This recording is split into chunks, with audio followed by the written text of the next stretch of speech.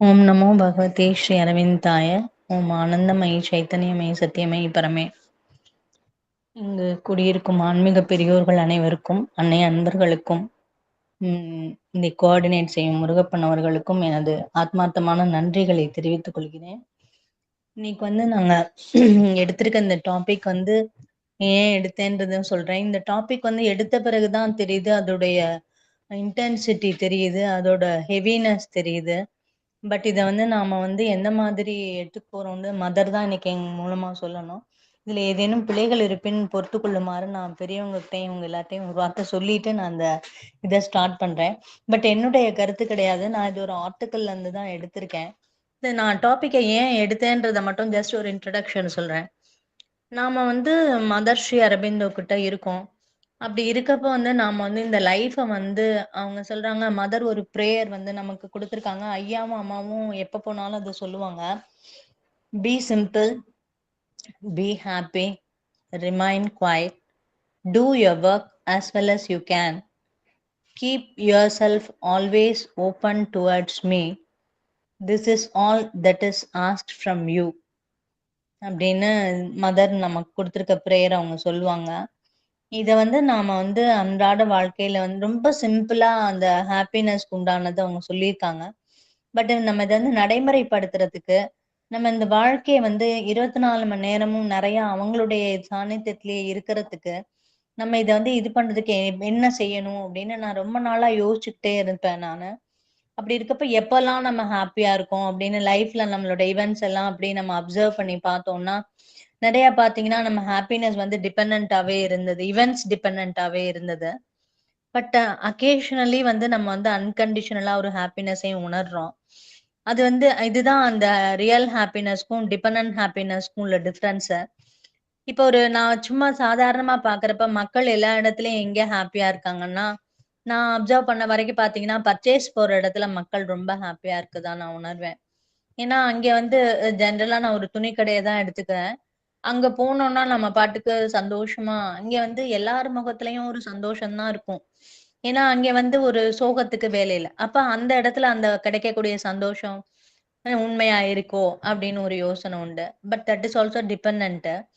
இன்னொன்னு அந்த மாதிரி நான் அப்படியே அப்சர்வ் பண்ணிட்டு இருக்கல, ஒரு தெய்வ சந்நிதிக்கு போறோம், ஒரு பிரேயர் போறோம். அந்த இடத்துல நாம ரொம்ப ஹாப்பியா இருக்கோம். அது ஒரு விதமான ஒரு ஆழ்ந்த அமைதியும் ஆனந்தமும் நமக்கு கிடைக்குது. இது ஒரு ஹாப்பினஸ். சோ இப்படி நமக்கு நிறைய ஹாப்பினஸ் இருக்கு. சரி, இந்த ஹாப்பினஸ் பட் ஆனா நாம இதோட நின்ற முடியாது. இந்த ஹாப்பினஸ் என்னன்னா, இந்த ஹாப்பி மதர் என்ன சொல்லியிருக்காங்க, நீ எப்பயாவது கஷ்டப்படுற அப்படின்னு சொன்னா பி ஹாப்பி. அப்போ உனக்கு லைட்டுக்கு நேரா போயிடுவ. Smile at all circumstances, then the light will open to you, you will go near லைட்ன்னு சொல்லுவாங்க மதர். அப்படி இருக்கப்ப how to open our cells to that. எல்லா நேரமும் ஹாப்பியா இருக்கிறது, நாம ஹாப்பியா இருக்கிறது. இன்னொரு ரீசன் என்னன்னா, இப்போ ஆஃப் லேட் என்னன்னா நம்ம ஹாப்பியா இருக்கிறது நமக்கு ஹெல்ப்ஃபுல்லா இருக்கும். ஃபர்ஸ்ட் ஹாப்பினஸுக்கும் ஹெல்த்துக்கும் ரொம்ப சம்பந்தம் இருக்கு. நம்ம ஹாப்பியா இருந்தோம்னா நிச்சயமா நம்ம ஹெல்த், இந்த பாடியோட வேல்யூ ஏஜ் ஆக ஆக தெரியுது. இந்த பாடிய நம்ம ப்ரிசர்வ் பண்ணணும், பொக்கிஷமா வச்சுக்கணும்னா நம்மளுக்கு ஏற்படுற ஒரு எண்ணங்களும் உணர்வுகளும், நாம அதுக்கு கொடுக்கக்கூடிய உணவும் அதை கவனிக்கிறதும் எல்லாமே இன்டர்லிங்க்டா இருக்கு. அப்ப இது எல்லாமே நல்லதா ஆகுறப்ப இந்த பாடி நல்லா இருக்கு, திடகாத்திரமா இருக்கிறதுக்கான வாய்ப்பு இருக்கு. நம்ம இறுதி வரைக்கும் ஆரோக்கியமா இருக்கிறதுக்கு வாய்ப்பு இருக்கு. அப்ப இந்த ஹாப்பினஸுக்கும் இந்த உடலுக்கும் எவ்வளவோ சம்பந்தம் இருக்கு. அந்த கெமிக்கல்ஸ் இருக்கு. இதெல்லாம் தெரியாம மதர் சொல்லல. மதர் சொன்னாங்க, நீங்க ஹாப்பியா இருங்கன்னு சொல்றதுக்கான இதுக்கு பின்னாடி எவ்வளவோ விஷயம் இருக்கு. இன்னும் நம்மளை பொறுத்த வரைக்கும் இப்படி நம்ம நல்லா இருக்கோம்னா கூட இருக்கவங்களும் ரொம்ப ஹாப்பியா இருக்க முடியும் நம்மளால. நம்ம மட்டும் இல்லாம மற்றவர்களையும் நாம துன்புறுத்தாம நல்ல வைப்ரேஷனை நம்மளாலையும் எல்லாருக்கும் கொடுக்க முடியும். அப்ப இந்த ஹாப்பினஸ்ங்கிறது எவ்வளவு முக்கியம். அப்ப நாம எப்பவும் ஹாப்பியா இருக்கணும்னா நாம என்ன பண்ணணும் அப்படின்னு நம்ம யோசிக்கணும். யோசிக்கிறப்ப பார்த்தப்பதான் நமக்கு தெரியுது. அம்மா கூட போன வாரம் சொன்னாங்க, இந்த மதர் புக்ல கூட நம்ம அம்மா சொன்னது அது நம்மளும் படிச்சிருக்கோம். அது ஒரு ஒரு சின்ன கொஞ்சம் கொஞ்சம் தெரியும். ஆனா அம்மா நிறைய சொன்னாங்க. ஃபுல்லா அந்த இது கேட்க வாய்ப்பு இல்லாம போயிட்டு போன வாட்டி. ஆனாலும் நான் அந்த போர்ஷன் கேட்டேன். மதர் ஆஃப் ஆனந்தா வந்தாங்க, வந்துட்டு போறாங்க. But still she will come. வந்து வருவாங்க அப்படின்னா, அவங்க வந்தாங்கன்னா, மற்ற 4 அம்சங்களையும் நிலைநிறுத்துறதுக்கு இவங்க உதவுவாங்க அப்படின்னு தோணுது. ஏன்னா, அவங்கள நாமளும் ஆஸ்பயர் பண்ணி ப்ரே பண்ணலாம் அப்படின்னா, சரி வாட் இஸ் ஹாப்பினஸ்? இதுக்கு வந்து ஒரு நான் வந்து லைஃப் டிவைன் சாவித்ரி இந்த இதுலருந்துலாம் கோர்ஸ் எடுக்கல. இப்ப எங்க சார் வந்து இப்ப சொன்னாங்க, அதுல ஏகப்பட்டது இருக்கு. எனக்கு சாவித்ரில ஓரளவு இருக்கிறதுனால ஐ கேன் ரீட். ஆனா நான் அதுலருந்து கோர்ஸ் எடுக்கல. பட் ஒரு ஆர்டிக்கிள்ல இருந்து நான் எடுத்திருக்கேன். இப்ப இதுல வந்து என்னன்னா, மதர் வந்து ஆ ஆர்டிக்கிள்ல வந்து அவங்க குடுத்துருக்கிறது ஹாப்பினஸ்னா என்ன? இனிமே வந்து நான் இதனால தான் இந்த ஹாப்பினஸ நாம எப்படி நிரந்தரமா வச்சுக்கலாம்? என்ன மாதிரி பண்ணலாம்? அப்படின்னு நான் வந்து யோசிச்சு, அதுக்கு ஏதாவது ஒரு வழி கிடைக்குமான்னு பார்த்தப்ப, ஃபர்ஸ்ட் கிடைச்சது நெறைய ஒரு ஆர்டிக்கிள் கிடைச்சிருக்கு. நம்ம அதுலருந்து இப்ப பார்க்கலாம். ஃபர்ஸ்ட் வந்து ஹாப்பினஸ்னா என்ன? What is the definition they have given அப்படின்றத நம்ம பார்க்கலாம். ஹாப்பினஸ்னா என்னன்னா, இப்ப என்னன்னா நம்ம டிக்ஷனரி ஸ்ரீ அரபிண்டோ வந்து இங்கிலீஷ்ல வந்து என்ன சொல்றது? ஜீனியஸ்க்கு மேல ஜீனியஸ் அவங்க. ஒரு சாதாரண வார்த்தைக்கு டிக்ஷனரி பார்க்கலாம். பட் அந்த டிக்ஷனரிக்குள்ளார போய் பார்த்தா தான் ஸ்ரீ அரபிண்டோவ நம்ம புரிஞ்சுக்க முடியும். அப்படி இருக்கப்ப பார்த்தீங்கன்னா, ஹாப்பினஸ்னா அவங்க என்ன சொல்றாங்கன்னா, happiness is the condition of gladness, sense of inner ease, ஒரு சந்தோஷம், உள்ளர ஒரு அமைதி, இன்னர் ஈஸ், வெல்ஃபேர், கன்டென்ட்மென்ட், ஒரு திருப்தி, ஒரு சன்லிட் லைஃப். அப்போ ஒரு சந்தோஷங்கிறது வந்து happiness is more than joy and டிலைட்ன்னு சொல்றாங்க. அப்போ இட் இஸ் மோர் குவைட். இந்த ஹாப்பினஸ் ஸ்டேட்ல நாம எப்படி இருக்கோம்னு சொல்றாங்க. நம்ம கிளாட்னஸோட இருக்கோம், ஒரு இன்னர் ஈஸ்ல இருக்கோம், திருப்தியோட இருக்கோம், சன்லிட் லைஃப்ல இருக்கோம், ரொம்ப குவைட்டா இருக்கோம் அப்படின்னு சொல்றாங்க. அப்புறம் இன்னொரு வாட்டி சொன்னது, what is real happiness and when does it come அப்படின்னு சொல்றாங்கன்னா, இந்த ஹாப்பினஸ்க்காக நீ எதையுமே when one no longer feels any attraction for the other false happiness, எதையும் தேடி போய் தான் நீ சந்தோஷமா இருக்கணும்ன்ற ஒரு நிலை இல்லாம இருக்கப்ப நீ உண்மையான ஹாப்பினஸ உணர்வேன்னு சொல்றாங்க. அந்த ரியல் ஹாப்பினஸ் வந்து என்னன்னா, அது ஒரு டிவைன் ஆரிஜின். இறைவன் கிட்ட இருந்து கிடைக்கிற அந்த ஒரு ஆரிஜின், அது இறைவனுடைய தோற்றத்துல இருந்து இறைவன் நம்ம உள்ளத்துல இருந்து ஆழத்துல இருந்து வரக்கூடிய அந்த ஹாப்பினஸ் அது. அது பியூர், அதுக்கு அன்கண்டிஷனல்னு சொல்றாங்க. எதை பற்றியுமே வந்து அது சார்ந்தது அல்ல. ஆர்டினரி ஹாப்பினஸ் வந்து என்னன்னா, it is a vital origin, vital, பிராணன். அது வந்து தன்னுடைய ஆசைகளை வந்து நிறைவேத்திக்கிட்டா அது சந்தோஷப்படும். அது நிறைவேறலைன்னா நம்மள ரொம்ப கஷ்டப்படுத்திரும். அப்ப அந்த ஹாப்பினஸ் வந்து it is of ordinary happiness வந்து வைட்டல் ஆரிஜினோட இருக்கு. அது இம்பியூரா இருக்கு. அது சூழ்நிலைகளை சார்ந்ததா இருக்கு.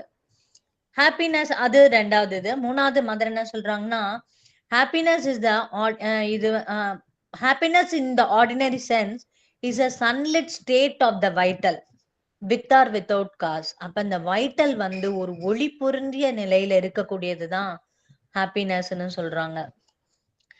காசு இல்லாம, காரணமே இல்லாம ஒரு ஹாப்பியா இருக்கிறது தான் வந்து ஹாப்பினஸ் அப்படின்றது சொல்றாங்க. அடுத்து என்ன சொல்றாங்கன்னா, ஸ்பிரிச்சுவல் ஹாப்பினஸ் எப்படி இருக்கும்னா வந்து காம் அண்ட் ஸ்மைலிங். ரொம்ப காமா, ஸ்மைலிங்கா, அதெல்லாம் நினைக்கவே சந்தோஷமா, ஸ்மைலிங்கா, நத்திங் கேன் டிஸ்டர்ப் இட். எதனாலும் அது பாதிக்கப்படாத ஒரு நிலை இருக்கும். இப்போ வந்து நாங்க வந்து டூர் போயிருந்தோம் லாஸ்ட் வீக் மைசூருக்கு. அங்க போனப்போ ஒரு திபெத்தியன் டெம்பிள் போனப்ப அங்க பாத்தீங்கன்னா, புத்தர் கோவில் பார்த்தோம். பெரிய சிலைகள். அங்க போனா மக்கள் எல்லாம் என்ன பண்றாங்க வந்து அங்க அரிய பொக்கிஷங்கள் அடங்கி இருக்காங்க. ஆனா மக்கள் வந்து அதோட வேல்யூ தெரிஞ்சு நம்ம ரொம்ப உணர்ந்து போனோம்னா அங்க நிறைய நம்ம பெற்றுக்கொள்ளலாம்னு தோணுச்சு. அந்த இடத்துல பாத்தீங்கன்னா, அந்த இடத்துல நம்ம மதர நம்மளால ஃபீல் பண்ண முடியும். இறைவன ஃபீல் பண்ண முடியும் அந்த இடத்துல. அவங்க கிட்ட இருந்து ஒரு அமைதி வந்து எமனேட் ஆகும். அந்த மாதிரி ஒரு டிவைன் கிட்ட இருந்து வரக்கூடிய ஒரு ஒரு அமைதி, அது ஆனந்தம். அத நாம அங்கே ஃபீல் பண்ண முடிஞ்சது. அந்த அது ஒரு ஸ்பிரிச்சுவல் ஹாப்பினஸ். அப்புறம் மதர் சொல்றது happy heart, smiling, peaceful, wide open, without a shadow. அது வந்து ஸ்மைலிங்கா இருக்கும், பீஸ்ஃபுல்லா இருக்கும், வைட் ஓப்பன் கான்ஷியஸ்னஸ், ஷேடோ இல்லாம இருக்கும்னு சொல்றாங்க. அவங்க அப்புறம் இன்னொரு இது சொல்லிருக்காங்க, the crane is the messenger of happiness. கிரேனை வந்து அவங்க மெசஞ்சர் ஆஃப் ஹாப்பினஸ்ன்னு சொல்லியிருக்காங்க. Always seek to progress in happiness. அப்போ வந்து நாம வந்து இந்த ஹாப்பினஸ்ல வந்து நம்ம வந்து தேடணும். அதுல வந்து முன்னேற்றம் அடைய நம்ம பிரார்த்திக்கணும். The intense love and bhakti does not come at once. It comes as the power of the psychic grows more and more in the being. அந்த தீவிரமான இறைவனிடமுள்ள அன்பு, அந்த பக்தி எல்லாம் உடனடியா வந்துராது. ஆனா நமக்குள்ள இருக்கிற அந்த சைக்கிக் பீயிங் வளர வளர அதோட பவர் கூட கூட நம்ம பீயிங் அதை எடுத்துக்கிட்டே இருக்கிறப்ப என்ன ஆகும்னா அதை நம்மளால உணர முடியும். But to Aspire for it is right, நாம அதற்காக ஆஸ்பயர் பண்ணணும். அந்த sincere aspiration is sure to fulfil it self. நாம அந்த மாதிரி ஆஸ்பயர் பண்ணா கண்டிப்பா அது ஒரு நாள் நிறைவேறி தீரும்னு சொல்றாங்க. Always seek to progress in quietude, happiness and confidence. That is the most helpful attitude. நாம எப்பவுமே இந்த ஹாப்பினஸ்ல இருக்கணும், குவைட்டிடியூட்ல இருக்கணும் அப்படின்னு இந்த ஆட்டிடியூட்ல நாம ஆஸ்பயர் பண்ணணும். அவங்களும் சொல்றாங்க, do not listen to contrary suggestions from outside. இந்த பாத்துல நம்ம போறப்ப நிறைய சஜஷன்ஸ் இவெண்ட்ஸ் எல்லாம் நம்மளுக்கு குறுக்கிடும். அப்ப நாம அதெல்லாம் கவனிக்காம இறைவன் மேல நம்மளுடைய இது ஃபோக்கஸை நம்ம விட்டுறாம அவங்க மேல வச்சிருக்கணும். Impatience is always a mistake. It does not help but hinders. பொறுமை இல்லாம இருக்கிறது நம்மளுக்கு அது தப்பு. நம்மளை நம்ம முன்னேற்றத்தை தடைப்படுத்தும். A quite happy faith and confidence is a best foundation for sadhana. அப்ப நாம இறைவன் மேல நம்பிக்கையோட ஃபெய்த்தோட நாம இருந்தோம்னா அந்த இதுல நம்மள we can open ourselves, constant opening wide of oneself to receive with an aspiration. நாம இறைவனை நோக்கி கான்ஸ்டன்டா ஓபன் பண்ணி ஆஸ்பயர் பண்ணோம்னா அப்ப நம்மளுக்கு நாளடைவுல வரும். பட் அவங்களே என்ன சொல்லியிருக்காங்க, it comes after a long preparation of the adhara. ஆதாரம் அது ப்ரிப்பரேஷன் ஆகிறதுக்கு நிறைய நாள் எடுக்கும். It's may take a long time, but அந்த ரியலைசேஷன் ஸ்லோவா வரும் அப்படின்னு நமக்கு ஒரு நம்பிக்கை கொடுக்குறாங்க. இது ஹாப்பினஸ் பத்தி மதர் மதர் ஸ்ரீ அரபிந்தோ சொல்லியிருக்க டெஃபினிஷன்ஸ்ல இருந்து எடுத்தது. இன்னொன்னு என்னன்னா, நம்ம சரி இப்ப இந்த ஹாப்பினஸ் நாம போறதுக்கு கீ வேஸ் டு அட்டைன் சில சில ஸ்டெப்ஸ் இருக்கும்ல, அந்த ஸ்டெப்ஸ் எல்லாம் என்ன அப்படின்னு நம்ம பார்க்கலாம். இதுல என்னன்னா, real as happiness in Sri Aurobindo's integral yoga is defined as ananda, divine bliss. அப்போ இன்னைக்கு காலையில அம்மா காலையில அம்மாவோட பேசினப்ப அம்மா ஆனந்தம்னு சொன்ன உடனே அவங்க கொட்டுறாங்க, அவங்க அத்தனை தகவல் கொட்டுறாங்க. அப்ப எவ்வளவு அனுபவிக்கிறவங்களோட நம்ம தொடர்பு வச்சிருக்கோம். அப்ப அவங்கள்ட்ட நம்ம கொஞ்சமாவது கத்துக்கணும், நம்ம அதை நடைமுறைப்படுத்தணும். அம்மா காலையில கேட்ட உடனே சொன்னாங்க, மதரோட அம்சமே ஆனந்தமயி, சைத்தன்யமயி, சத்தியமயி தான். ஆனந்தமயின்னா மதரை சொல்லியிருக்காங்க. அவங்க ஆனந்தமயமானவங்க அப்படின்னு சொன்னாங்க. அப்புறம் நமக்குள்ள இருக்கிற அந்த சைத்திய புருஷனுடைய அம்சமே ஆனந்தம் தான். அதோட நம்ம கனெக்ஷன் வச்சிட்டோம்னா அந்த ஒரு ஆனந்தம் கிடைச்சிரும் அப்படின்றத அவங்க வலியுறுத்தி சொன்னாங்க. அப்புறம் அவங்க சொன்னது, ஸ்ரீ அரபிந்தோ கிருஷ்ணாவை கிருஷ்ணா ஒரு ஆனந்தமய புருஷன். அவரை நிறைய இடத்துல ஸ்ரீ அரபிந்தோ மென்ஷன் பண்ணியிருக்காங்க. அரபிந்தோக்கு இறங்குனது கிருஷ்ணாஸ் கான்சியஸ்னஸ் தான் அப்படின்னு கிருஷ்ணரை வச்சு சொன்னாங்க. சோ இப்ப இது எல்லாமே ஹாப்பினஸ். அவங்க இன்னும் நிறைய சொன்னாங்க. ஸ்ரீ வெங்கடேஷ பெருமாள் இருக்கிற இடத்துக்கு பேரு ஆனந்த நிலையம் தான், அவங்களுடைய கர்ப்ப கிரகத்துக்கு பேரு ஆனந்த நிலையம் தான் சொல்லுவாங்கன்னு சொன்னாங்க. அப்ப இறைவன் இருக்கிற இடம் எல்லாமே ஆனந்தம் தான். அப்ப அந்த ஆனந்தத்தை நாம எப்படி நம்ம இந்த வாழ்க்கையில நம்ம கொண்டு வர்றது அப்படிங்கிறதுக்கான அந்த ஸ்டெப்ஸ நம்ம கொஞ்சம் பார்க்கலாம். இதுல சொல்லிக்க மாதிரி என்னன்னா, இந்த ஆனந்தம் எப்படி இருக்கும்னா அன்ஷேக்கபிளா இருக்குமா.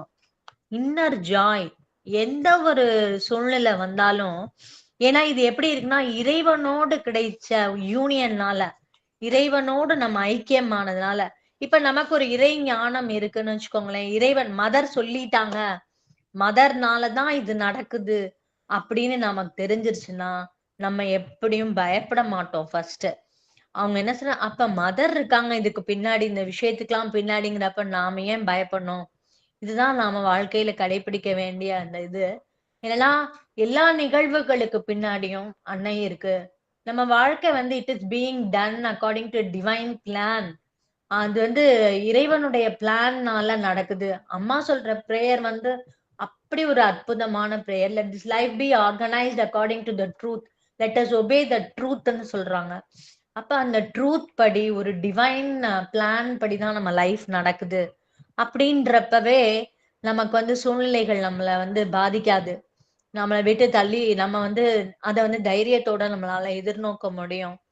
மதர் சொல்லியிருக்காங்க, if you are able to smile at an enemy it is the best way to disarm him சொல்லியிருக்காங்க. அப்போ எப்படிப்பட்ட ஒரு உங்களையும் எனக்குள்ள ஒரு அன்னை இருக்காங்க. அன்னையினால நாம இப்படி இருக்கோம் அப்படின்றப்ப, நமக்கு எத பத்தியும் பயப்பட வேண்டாம். இதுக்கு ஒரு அருமையான எக்ஸாம்பிள் என்ன சொல்லலாம்னா, தியோனோட மதர் வந்து போறாங்க. போறப்ப உயரிய ஒரு இடத்துக்கு போறாங்க. பாடிய விட்டு மதர் போயிட்டாங்க. போய் ஒரு முக்கியமான ஒரு இத கண்டுபிடிச்சுட்டாங்க. தியோன் சொல்றாரு, "நான் வந்து உனக்கு இத என்கிட்ட சொல்லிரு. இல்லைன்னா நான் வந்து உன்னை இதோட இருக்கிற தொடர்ப நான் கட் பண்ணிருவேன்னு" சொல்றாங்க. மதர் எப்படி சொல்றாங்க பாருங்க. "நீ what you can not do it" அப்படின்னு மதர் யார்கிட்ட? தியான் கிட்ட மதர் சொல்லியிருக்காங்க. ஏன்னா சொல்றாங்க, ஏன்னா she has I have got a psychic being.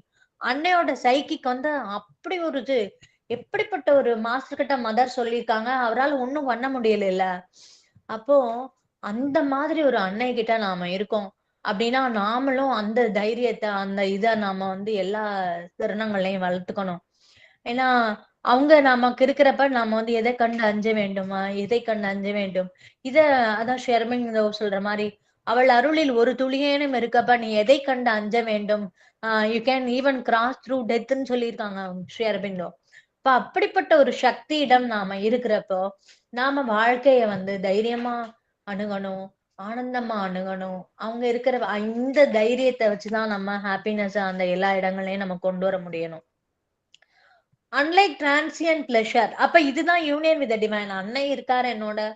அன்னை எனக்கு வாழ்க்கை நடத்துறாங்க. அப்படி இருக்கப்ப நான் எதுக்காக இத கண்டு அஞ்சணும் அப்படின்னு நம்ம நம்பிக்கையும், தைரியத்தையும் எல்லா தருணங்கள்லயும் வளர்த்துக்கிட்டோம்னா, அந்த ஆனந்தத்த நம்மளால கொஞ்சம் கொண்டு வர முடியும். அன்லைக் டிரான்சியன்ட் பிளஷர் ஆர் சுகா or happiness, the real happiness is permanent. எதுவும் இருக்கிறதுனால தான் நம்ம ஹாப்பியா இருக்கலாம். அது உண்மையான ஹாப்பினஸ் வந்து எப்பவுமே ஹாப்பியா இருக்குமா? அது ஏன்னா, அந்த காம் ஆர் ஜாய் வந்து சோல்ல இருந்து வருது. உன்னுடைய சைத்திய புருஷன்ல இருந்தும், ஹையர் கான்ஷியஸ்னஸ்ல இருந்தும் வருது.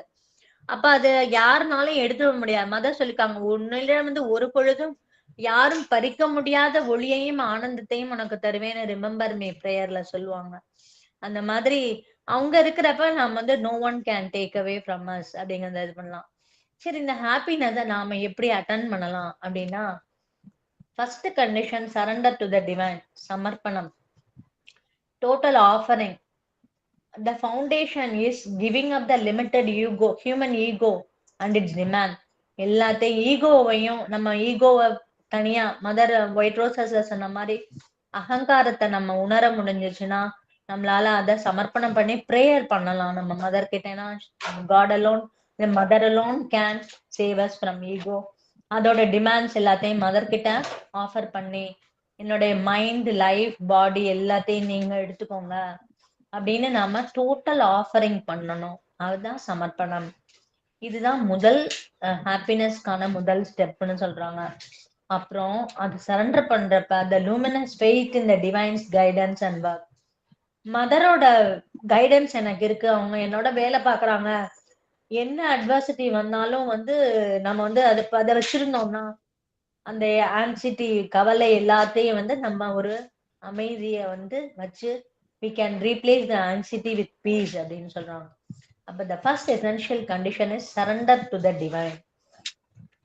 அடுத்தது செகண்ட் அவங்க சொல்றது psychic opening, unveiling the soul, the inmost being, turning inward to find the psychic being which is the divine element within us, brings an immediate sense of pure joy and devotion.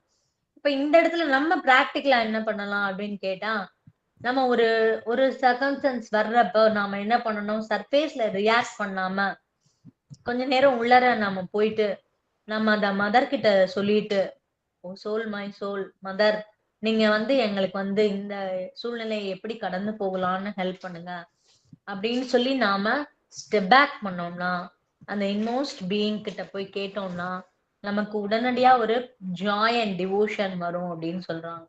It brings an immediate sense of pure joy and devotion. The psychic guide, allowing the psychic being to take control of thought, life, and action, ensuring a sunlit path. சில சமயம் நம்ம போறப்ப பாத்தீங்கன்னா, நமக்குள்ள எழற எண்ணங்கள், உணர்வுகள் இதெல்லாம் பார்த்தா செயல்கள் கூட ஓரளவு கண்ட்ரோல்ல இருக்கும். பட் அதெல்லாம் வந்து பார்க்கப்ப பயமா இருக்கும். நெகட்டிவா இருக்கும். ஈவிலா இருக்கும். அது எல்லாத்தையும் நாம என்ன பண்ணோம், மதர் கிட்ட கன்டினியூஸா மதர் சொன்ன மாரி, "நான் இந்த மாரி மிக்ஸடா இருக்கேன் மதர். நீங்க இந்த ஈவிலையும் எடுத்துக்கங்க. நீங்க தான் இதுலருந்து என்ன விடுவிக்கணும்." அப்படின்னு நம்ம கேட்கிறப்போ, அவங்க சொன்ன மாரி, "உன்னை எல்லா பாவங்களிலிருந்தும் விடுவிப்பேன். தீமைகளிலிருந்தும் விடுவிப்பேன்." ஸ்ரீ கிருஷ்ணர் வந்து பகவத்கீதையில நமக்கு அஷ்யூர் பண்ணியிருக்காங்க. அது மாரி மதர் நம்மள அந்த தீமையிலிருந்து விடுவிப்பாங்க. நமக்கு ஒரு ஒளி பொருந்திய பாதைய நமக்கு காமிப்பாங்க. அப்படி காமிக்கிறப்ப, அந்த அப்ஸ்டக்கிள்ஸ் எல்லாம் நமக்கு என்னாகும்? ஆப்பர்ச்சுனிட்டி ஃபார் குரோத்தா ஆயிரும். நம்ம வளர்ச்சிக்கான, முன்னேற்றத்துக்கான பாதையா இருக்கும். ஏன்னா மதர் என்ன சொல்லியிருக்காங்க, நீங்க ஆஸ்பயர் பண்றப்ப உங்ககிட்ட நாங்க வந்து எடுக்கிறது உங்க இம்பியூரிட்டீஸ தவிர வேற எதுவும் இல்லன்னு சொல்றாங்க. அப்படிப்பட்ட ஒரு தெய்வத்துக்கிட்ட இருக்கிறப்ப நம்ம பயம் இல்லாம நம்ம எல்லாத்தையும் நம்ம குடுக்கணும். குடுத்தோம்னா, அவங்க நம்ம இம்பியூரிட்டீஸ பியூரிஃபை பண்ணுவாங்க. இது அப்ப செகண்ட் கண்டிஷன் வந்து சைக்கிக் ஓப்பனிங். அடுத்தது இந்த கல்டிவேட்டிங் ஈக்வாலிட்டி. இதுதான். சமதா. அந்த equanimity. Developing a com mind that is unmoved by pleasure or pain, success or failure. அப்போ பிளஷர் வந்தாலும் அமைதியா இருக்கணும். பெயின் வந்தாலும் அமைதியா இருக்கணும். சக்சஸ் வந்தாலும் அமைதியா இருக்கணும். ஃபெயிலியர் இருந்தாலும் அமைதியா இருக்கணும். ஏன்னா இதுதான் ஈக்வானிமிட்டி. வந்து நாம வந்து சந்தோஷமா இருக்கிறப்ப இன்னும் ஜாக்கிரதையா இருக்கணும். துயரப்படுறப்பயும் இன்னும் அமைதியா இருக்கணும். இந்த ஈக்வானிமிட்டிய நாம வந்து நம்ம எடுத்துக்கலாம். இதுக்கு வந்து இந்த ராமாயணத்துல அவங்க சொன்ன மாதிரி, நம்ம வந்து ராமர் வந்து உனக்கு நாடு அப்படின்னு சொல்லி உனக்கு பட்டாபிஷேகம் தசரதன் சொன்னாங்க. அப்பவும் அவங்க வந்து ஒண்ணும் சைலண்டா தான் போனாங்க. மறுநாள் வந்து நீ காட்டுக்கு போகணும்னு சொன்னாங்க. அப்பவும் அவங்க சைலண்டா தான் போனாங்க. அந்த மாதிரி நாம எல்லா சர்க்கம்ஸ்டன்ஸையும் இறைவன்கிடமிருந்து வரக்கூடிய வரப்பிரசாதமா நம்ம எடுத்துக்கிட்டோம்னா, நம்மளால ஈக்வானிமிட்டியா இருந்தோம்னா, அந்த நாம ஹாப்பினஸ உணர முடியும். அப்புறம் joyous resignation. Accepting all circumstances not with stoic endurance. எல்லா சூழ்நிலைகளையும் நம்ம வந்து பொறுத்து போக வேண்டியதில்ல. ஜாயஸ் அசன்ட். சந்தோஷமா இறைவனுக்கு நம்ம போகக்கூடிய, இறைவனுடைய ராஜ்யத்துக்கு முன்னேறக்கூடிய ஒரு அசென்ட்டா நம்ம எடுத்துக்கிட்டோம்னா, அதுவும் அனைத்து இதுவும் அப்சக்கிள்ஸும் ஆப்பர்ச்சுனிட்டியா மாறிடும். அப்ப தேர்ட் குவாலிட்டி வந்து cultivating equality, equanimity and joyous resignation. Fourth quality என்ன சொல்றாங்கன்னா, integration of life and work. இப்ப ஒர்க்கை நாம வந்து சர்வீஸ் மாதிரி பண்ணணும். எல்லா ஒர்க்கையும் offering to the divine rather than the personal gain or satisfaction. இப்ப என்னன்னா, நாம வேலை பாக்குறப்ப அத ஒரு டிவைனுக்கு ஆஃபரிங்கா நம்ம செஞ்சோம்னா, நம்ம பர்சனல் கெயினுக்காகவோ திருப்திக்காகவோ இல்லாம செஞ்சோம்னா, அது எல்லாம் அங்க ஒரு ஆனந்தம் கிடைக்கும். Work as service. நம்ம அந்த வேலை வந்து ஒரு சர்வீஸா மாறிடும். No life denial. இன்டெக்ரல் யோகால வந்து என்னன்னா, நம்ம வாழ்க்கைய வந்து உதறிட்டு நம்ம போறது இல்ல வேலை. இப்ப மதர் இதுல என்ன சொல்லியிருக்காங்கன்னா, நம்ம உள்ளர வந்து நம்ம அகத்தை பியூரிஃபை பண்றதுக்கு புறத்திலிருந்து தான் தொடங்கணும்னு சொல்லியிருக்காங்க. இந்த லெசன்ஸ் எல்லாம் உள்வாங்கி நம்ம செய்ய வைக்கணும்னு மதர் கிட்ட நாம ப்ரேயர் பண்ணிக்கிறேன் நான் இந்த இடத்துல. என்னன்னா, அபேண்டனிங் த வேர்ல்ட்ல புறத்திலிருந்து தொடங்கணும்னு சொல்றாங்க. அந்த வேர்ல்ட வந்து நீ விட்டுட்டு போய் நீ வந்து இன்டெக்ரல் யோகா செய்ய வேண்டாம். It involves transforming முண்டேன் life into divine life. அன்றாட வாழ்க்கைய வந்து தெய்வீக வாழ்க்கையா மாற்றக்கூடியதுதான் வந்து இன்டெக்ரல் யோகா. அப்ப எல்லா வேலைகளையும் நம்ம இறை பணியாக நம்ம செஞ்சோம்னா, நான் கடமை செய் பலனை எதிர்பாராதேன்னு சொல்றோமா, அந்த இதுதான் அந்த கீதையோட ரூல் தான். அது சொல்லிட்டு நம்ம மதர் கிட்ட விட்டுடணும். நம்மளுடைய எல்லாத்தையும் செஞ்சுட்டு விட்டோம்னா, நம்ம வந்து அந்த இடத்துலயே நமக்கு ஹாப்பினஸ் வரும் அப்படின்னு சொல்றாங்க. தென் லாஸ்ட் இந்த ஃபிஃப்த் வந்து என்னன்னா, rejection of ego and desires.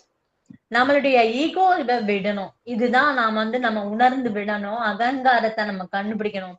அப்ப எப்படி நாம அத செய்யலாம்னா, அது ரொம்ப எப்படி செய்யணும் அப்படின்னா, டஸ் திஸ் ப்ளீஸ் மீ.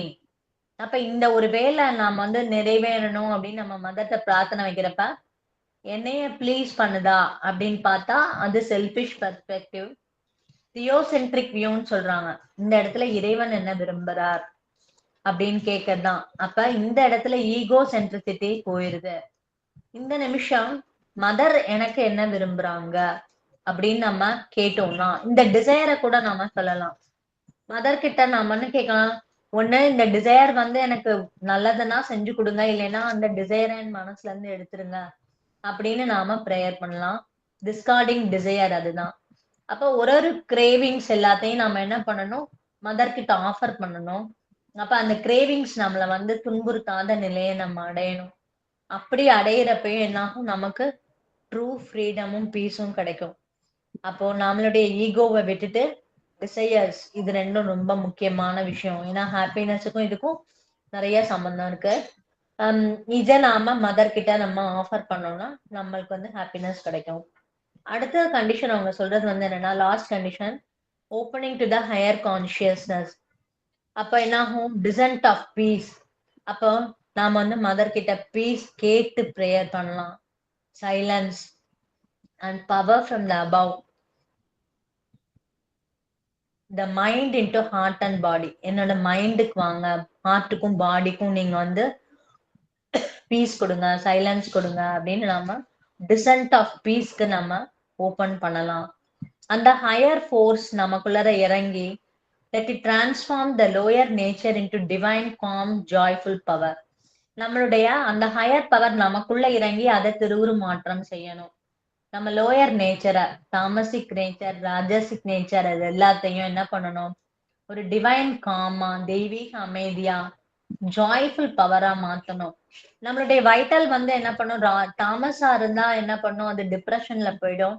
ராஜசிக்கா இருந்தா என்ன செய்யணும், அது வந்து எதிர்ப்பு தெரிவிக்கும் நம்மளுடைய இறை காரியங்களுக்கு. அப்ப அதெல்லாம் நாம வந்து சமர்ப்பணம் பண்றப்ப என்னாகும், நமக்கு வந்து ஒரு தெய்வீக அமைதியும் ஒரு ஜாய்ஃபுல் பவரும் கிடைக்கும். மதர் கிட்ட இருக்கப்ப என்னன்னா நமக்கு வந்து அளவற்ற எனர்ஜி கிடைக்கும்னு சொல்றாங்க. இதுதான் அதெல்லாம் இதெல்லாம் வந்து அதுக்கான ஊன்றுகோல். இது த பிராக்டிஸ் ரெக்கையர்ஸ், இது எல்லாமே சொல்றது எல்லாமே பெர்சிஸ்டன்ஸ், விடாமுயற்சியோட, சின்சியாரிட்டியோட, பேஷன்ஸோட நாம வந்து நம்ம இந்த எபோவ் பிராக்டிசஸ் நம்ம செஞ்சோம்னா இறைவனுடைய ப்ரஃபவுண்ட் ஜாய் ஆஃப் த டிவைனை நம்மளால கண்டுபிடிக்க முடியும். அப்போ நம்மளுக்குள்ளர இருக்கிற நேச்சர்ல இருக்க ரெசிஸ்டன்ஸ் எல்லாம் மேல வரும். அது எல்லாத்தையும் விட்டுட்டு நாம என்ன பண்ணலாம், இறை ஆனந்தத்தை நமக்குள்ளர உணர முடியும். இப்ப இதுதான் அந்த 6 வழி. அந்த 6 வழியை மட்டும் சம்ம பண்ணிட்டு நான் அடுத்த போர்ஷன் போறேன். ஏன்னா ரியல் ஹாப்பினஸ்ங்கிறது வந்து ஆனந்தாது, அன்ஷேக்கபிள் இன்னர் ஜாய், அது இண்டிபெண்ட் ஆஃப் அவுட்டர் சர்க்கம்ஸ்டன்சஸ். எதனால, யூனியன் ஃப்ரம் த டிவைன், இறைவனுடைய ஐக்கியமான ஒரு நிலையில கிடைக்கக்கூடிய அதுதான் ஆனந்தம் நமக்கு. இது வந்து என்னன்னா பெர்மனண்டா நம்மளுக்குள்ளேயே இருக்கும். இது அடைய நமக்கு 6-7 வழி இருக்கு, 6 வழி இருக்கு. ஃபர்ஸ்ட் வந்து சரண்டர் டு த டிவைன், சமர்ப்பணம், டோட்டல் ஆஃபரிங் பண்ணணும், ஃபெய்த் அண்ட் ட்ரஸ்ட். செகண்ட் வந்து சைக்கிக் ஓப்பனிங், நம்ம சோலை அன்வைல் பண்ணணும், இன்மோஸ்ட் பீயிங்கோட கான்டாக்ட் வச்சுக்கணும். சைக்கிக்க வந்து என்னுடைய தாட், மைண்ட், லைஃப், ஆக்ஷன் எல்லாத்தையும் கண்ட்ரோல் எடுத்துக்கோன்னு நம்ம ப்ரேயர் பண்ணணும். தேர்ட் வந்து கல்டிவேட்டிங் ஈக்குவாலிட்டி, சமத்தா, ஈக்வானமிட்டியும் ஜாயஸ் ரெசிக்னேஷன், எல்லா சூழ்நிலைகளையும் நாம வந்து ஈக்குவாலிட்டியோட பார்க்கணும். சந்தோஷமான ஒரு அசென்ட் டு த டிவைனா நம்ம அதை எடுத்துக்கணும். அதான் கல்டிவேட்டிங் ஈக்குவாலிட்டி. ஃபோர்த் வந்து நம்ம வாழ்க்கையை வந்து இறைவனோட இணைக்கணும், ஒர்க்க சர்வீஸா செய்யணும். நோ லைஃப் டினையல், எதையும் ஒதுக்காம அனைத்தையும் இறைவனுக்கு ஆஃபரிங்கா இறை உணர்வோட நம்ம செய்யணும். அப்புறம் ஃபிஃப்த் வந்து rejection of ego and desire. நம்மளுடைய ஈகோ, டிசையர், ஈகோவை விட்டுட்டு இறைவன் என்ன விரும்புறாருன்னு பார்க்கணும். டிசையர்ஸையும் வந்து இறைவனுக்கு ஆஃபர் பண்ணி அதை நம்ம இறை சித்தமா இருந்தா நிறைவேறட்டும்னு சொல்லிட்டு விடணும். இது 5. அப்புறம் வந்து லாஸ்ட் வந்து opening to the higher consciousness. Higher consciousness கிட்ட நாம வந்து நம்மள வந்து டிசன்ட் ஆஃப் பீஸ்க்கும் டிரான்ஸ்பர்மேஷனுக்கும் நம்மள ஓபன் அப் பண்ணி ஆஸ்பயர் பண்ணணும். இந்த மாதிரி 6 வழிகள் மூலமா நம்ம வந்து இறைவன் கிட்ட ஆனந்தத்துக்காக நம்ம ப்ரேயர் பண்ணலாம். இது வந்து இது ஒரு 6 ஸ்டெப்ஸ் சொல்லியிருக்காங்க. இப்போ இன்னொன்னு, ஆனந்தம்னா என்னன்றத நம்ம பிராக்டிக்கலா எப்படி கண்டுபிடிக்கலாம் அப்படின்னா, அதுக்கு ஒரு ஹிண்ட், ஒரு சின்ன எக்ஸாம்பிள் இருக்கு. என்ன சொல்லியிருக்காங்கன்னா, நம்ம சாதாரணமா பாக்குறப்ப என்னன்னா, நம்ம ஒரு ஹாப்பியா இருக்கணும்னு வச்சுக்கோங்களேன், அதுக்கு நாம என்ன செய்யணும், ஒண்ணு என்ன பண்ணணும், யாரையாவது பார்க்கணும், இல்ல ஏதாவது செய்யணும். அப்ப நமக்கு ஹாப்பினஸ் கிடைக்கும். இது வந்து என்னது, சாதாரண happiness. That is object dependent அல்லது பீப்புள் டிபெண்டன்ட்.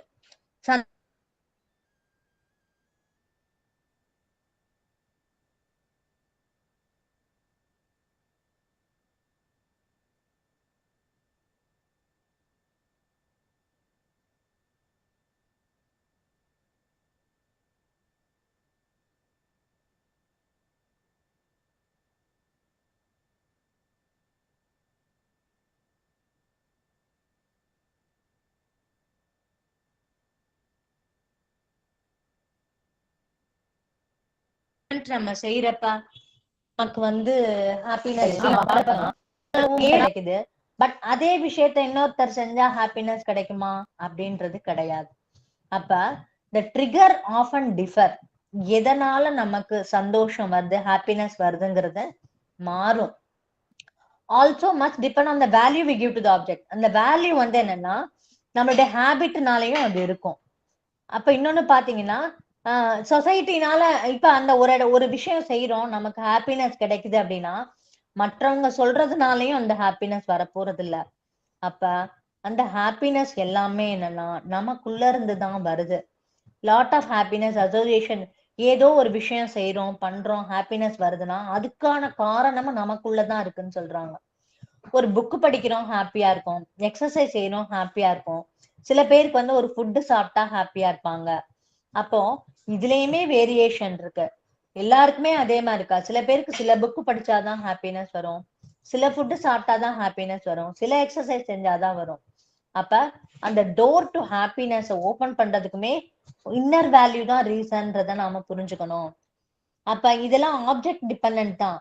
இதுக்கெல்லாம் ரியல் ரீசன் இருக்கு. ஆனா இதுக்குமே வந்து உள்ளர அந்த இதுலயுமே யூனிக் கண்டிஷனிங் இருக்கு. நம்மளுடைய ஹேபிட்னாலையும் வேல்யூஸ்னாலையும் தான் அந்த ஹாப்பினஸ் வந்து வருது. இதையும் நம்ம வாழ்க்கைய கவனிச்சு பார்த்தா நமக்கு தெரியும். இன்னொன்னு வந்து என்னன்னா இன்னொரு கைண்ட் ஆஃப் ஹாப்பினஸ் இருக்கும். எப்படின்னா என்னன்னா சும்மா இருப்போம், பிரேத் ஆஃப் ஃப்ரெஷ்னஸ், ஒரு சாதாரண காத்து நம்மளை கடந்து, ஒரு தென்றல் வந்து நம்மளை கடந்து போறப்ப ஒரு சந்தோஷம் வரும்.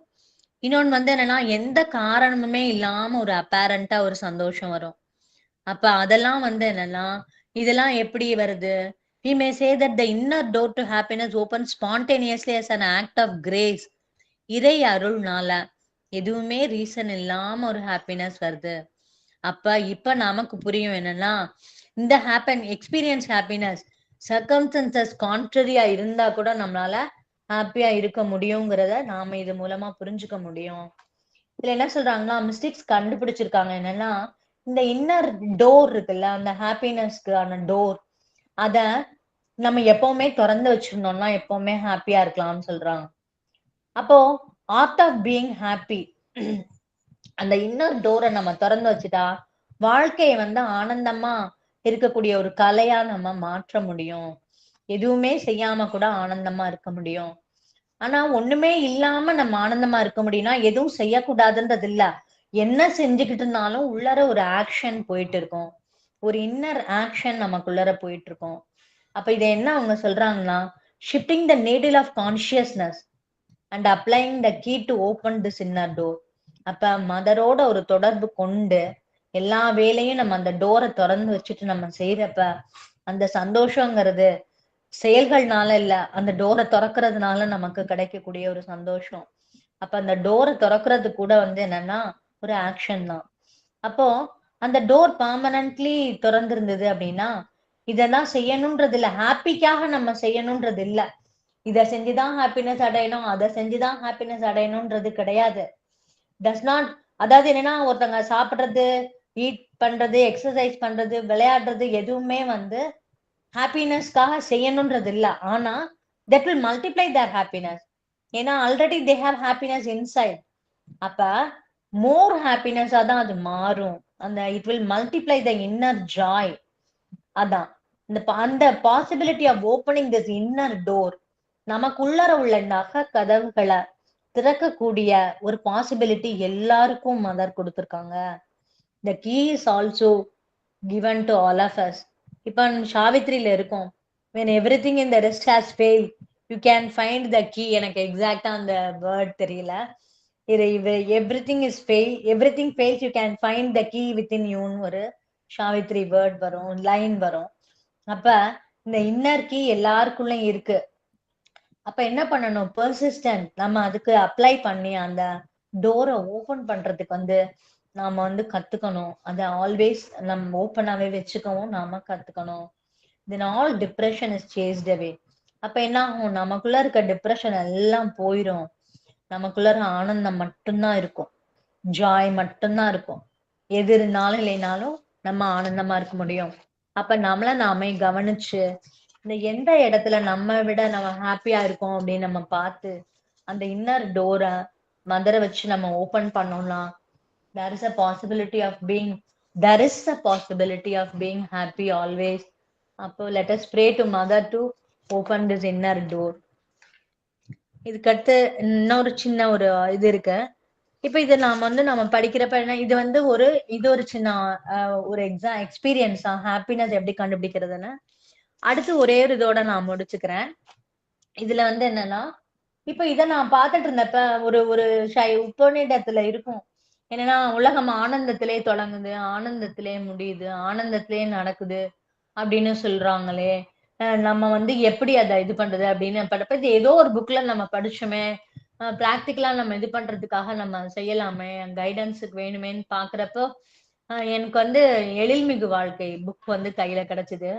அது அற்புதமா இருக்கு. அந்த எழில்மிகு வாழ்க்கைங்கிறது ஆனந்தமயமான வாழ்க்கைய இவ்வளவு அற்புதமா எம்பி பண்டிட் ஐயா விளக்கியிருக்காங்க. அதுல ஒரு சின்ன ஜிஸ்ட் மட்டும் சொல்றேன். அது ஓஷனா இருக்கு. பட் நாம இந்த ஆனந்தத்துக்கு சம்பந்தப்பட்ட அந்த இதை மட்டும் நான் இதுல சொல்ல விரும்புறேன். இப்ப அவங்க சொல்ற பிரேயரே பாருங்களேன். நம் செவிகளால் சுபமானவற்றை கேட்போமாக, நம் கண்களால் மங்களமானவற்றை காண்போமாக, திடமான அவயவங்கள் அமைந்த உடல்களை கொண்டு இறைவனால் நமக்கு அளிக்கப்பட்ட ஆயுட்காலத்தை உயர் சக்திகளை துதிப்பதில் கழிப்போமாக. அமைதி நம் உடலில் அமைதி நிலவட்டும், நம் பிராண சக்திகளில் அமைதி நிலவட்டும், நம் மனதில் அமைதி நிலவட்டும். இது அவங்க கொடுத்திருக்கிறது. இது மானிடர்களுக்கான நெறிமுறைகளை விளக்கும் புகழ்பெற்ற உபநிடத கீதங்களில் ஒன்று. இதன் உட்கருத்தே யோக வாழ்க்கையின் அடித்தளமாகும். அப்ப நாம என்ன செய்யணும்னு, எல்லாம் நம்ம காதுகளால நல்லதை கேட்கணும், கண்களால நல்லதை பார்க்கணும். திடமான உடல் கொண்டு நம்ம இறைவன் நமக்கு கொடுத்திருக்கிற ஆயுட்காலத்தை உயர் சக்திகளை ப்ரே பண்ணணும். நம்ம உடல் பிராணன் மனம் எல்லாத்துலயும் அமைதி நிலவணும் அப்படின்னு ப்ரேயர் பண்ண சொல்றாங்க. அப்போ அவங்க என்ன பண்றாங்க, அவங்க ஒரு குரூப் ஆஃப் சில்ட்ரனுக்கு போய் அட்ரஸ் பண்ண போறாங்க. ரொம்ப ஜாய்ஃபுல்லா ஒத்துக்கிட்டு போனேன் அப்படின்னு சொல்லி எழுதியிருக்காங்க. அதுல என்ன சொல்றாங்க, சில நூற்றாண்டுகள்ல நம்ம கேள்விக்கு நிறைய பதில் இதுல இருக்கு. நம்ம புராதன காலகட்டங்கள்ல எப்படி இருந்தாலும் இப்போ என்ன சில நூற்றாண்டுகள்ல வாழ்க்கை அதோட அழகான தன்மை இழந்துருச்சுன்னு சொல்றாங்க. நம்ம அன்றாட வாழ்வில் அழகில் இருந்து விலகி ஆனந்தத்தை புறக்கணிக்கும் ஒரு வாழ்க்கையை நாம இப்ப கடைபிடிச்சிட்டு இருக்கோம். நம்ம அன்றாட வாழ்க்கையில அழகுக்கான இடம் குறைஞ்சு போச்சு. நம்ம எளிதாக வாழ்றோம் அப்படின்னு நினைச்சுக்கிட்டு நம்ம என்ன பண்றோம், அழக ரசிக்கிறத மறந்துட்டோம், இயற்கையோட எழில் பார்க்க மறந்துட்டோம். விலங்கினங்கள், பறவைகள், தாவர இனம் இதுல எல்லாம் பங்கு கொண்ட நம்மோட உயரிய பாரம்பரியத்தை நம்ம இன்னைக்கு ஆல்மோஸ்ட் மறந்துட்டோம் அப்படின்னு சொல்றாங்க. அவங்க சொல்றது என்னன்னா, உபநிடதத்துல உள்ள வாக்கியம் இதான்: இப்பிரபஞ்சம் அனைத்தும் ஆனந்தத்திலே பிறக்கிறது, ஆனந்தத்திலே வளர்கிறது, முடிவில் ஆனந்தத்திலே அடங்குகிறது என்பதே. அப்போ மகிழ்ச்சி ஆனந்தம்லாம் ஒரு வாழ்வின் மூலம். இது நம்ம வாழ்க்கையோட மூலமா இருக்கு. அது சிருஷ்டியின் உற்பத்தி ஸ்தானம். அந்த இடத்துல உற்பத்தி ஸ்தானத்துல அது இருக்கு. அப்போ இந்த உலகத்துல ஏன் நம்மளால இவ்வளவு மகிழ்ச்சியா ஆனந்தத்தை பார்க்க முடியலன்னு நீங்க இப்ப கேட்கலாம். அப்ப மதரும் ஸ்ரீ அரவிந்தும் இதுக்கு சொல்லியிருக்காங்க, வாழ்றதுங்கிறது ஒரு கலை அல்லது ஒரு சாஸ்திரம். இதை நாம மறந்துட்டு ஒரு மெக்கானிக்கலா ஒரு லைஃப் லீட் பண்றோம்.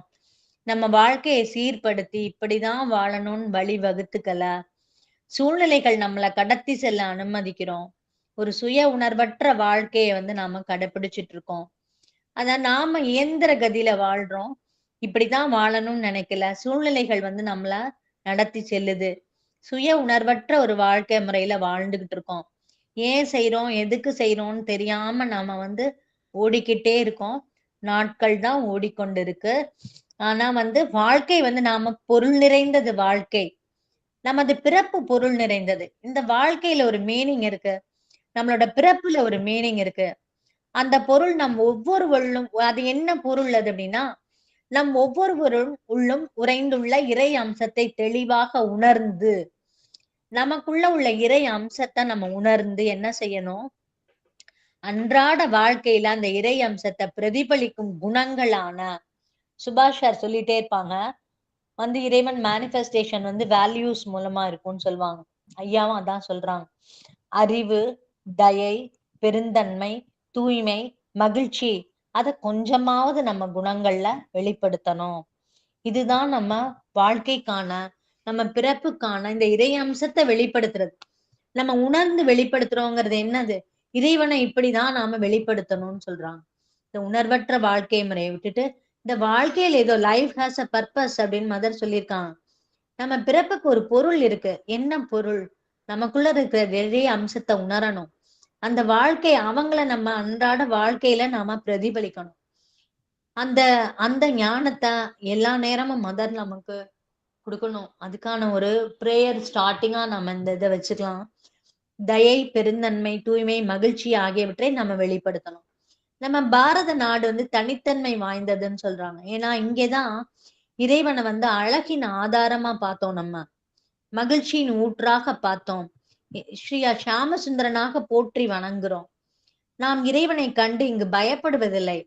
அவனை காதலிக்கிறோம். இப்பிரபஞ்சத்தில் இறைவன் வந்து என்ன பண்றான்? மனசுல அறிவாகவும், இதயத்துல அன்பாகவும், பிராண சக்தியில சக்தியாகவும், சரீரத்துல அழகாகவும் தன்னை வெளிப்படுத்திக் கொள்கிறான். அப்ப இறைவன் நம்மகிட்ட எப்படி எல்லாம் மேனிஃபெஸ்ட் ஆறாருன்னு பாருங்க. அப்ப இந்த மனசுல அறிவா வராரு. வந்து அடுத்து இதயத்துல அன்பா வராங்க. பிராண சக்திகள் வந்து சக்தி எனர்ஜியா வராங்க. உடல் வந்து அழகா வராங்க. இப்படி எல்லாம் நம்ம கிட்ட மேனிஃபெஸ்ட் ஆறாங்க. அப்ப அழகுனா என்ன? குறைவற்ற பூரணமான ஏற்ற அளவிலான இணைப்பு தான் அழகு.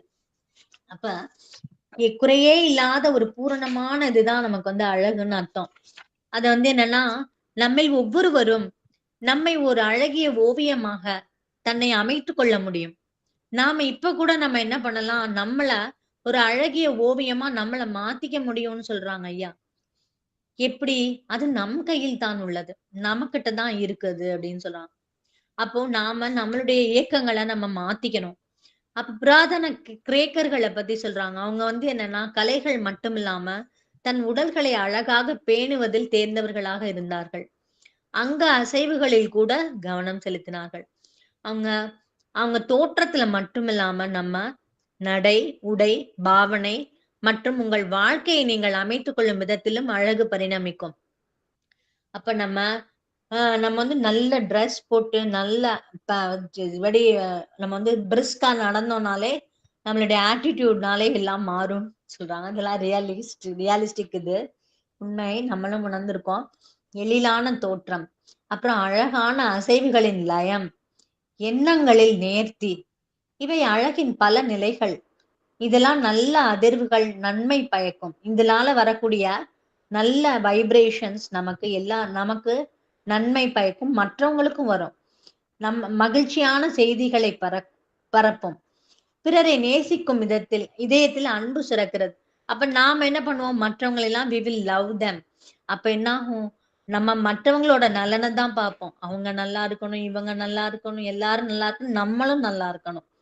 நீங்களும் நலனுடன் இருந்து பிறரையும் நலமுடன் இருக்க செய்வீர்கள். இதுதானே வேணும் நமக்கு. வேற என்ன வேணும்? நாம் நலமுடன் இருக்கணும், மற்றவங்களையும் நலமுடன் வைத்துக் கொள்ள வேண்டும். இதை நம்மளால செய்ய முடியும். ஐயா வந்து சொல்றாங்க, அவங்க 49 வருஷமா ஸ்ரீ அரபிந்தோ ஆசிரமத்துல நான் இருக்கேன். அன்னையும் ஸ்ரீ அரவிந்தரும், அன்னை வந்து இந்த எஜுகேஷன் நம்ம ஆசிரம் ஸ்கூல்ல ஒரு வாழ்க்கை முறையை வந்து மேம்படுத்தி இருக்காங்க. அது குழந்தைங்கள்ட்ட சின்ன வயசுல இருந்தே எல்லா வேலைகளையும் ஹார்மனியோடையும் ஹாப்பியாகவும் செய்யறதுக்கு முக்கியத்துவம் கொடுத்திருக்காங்க.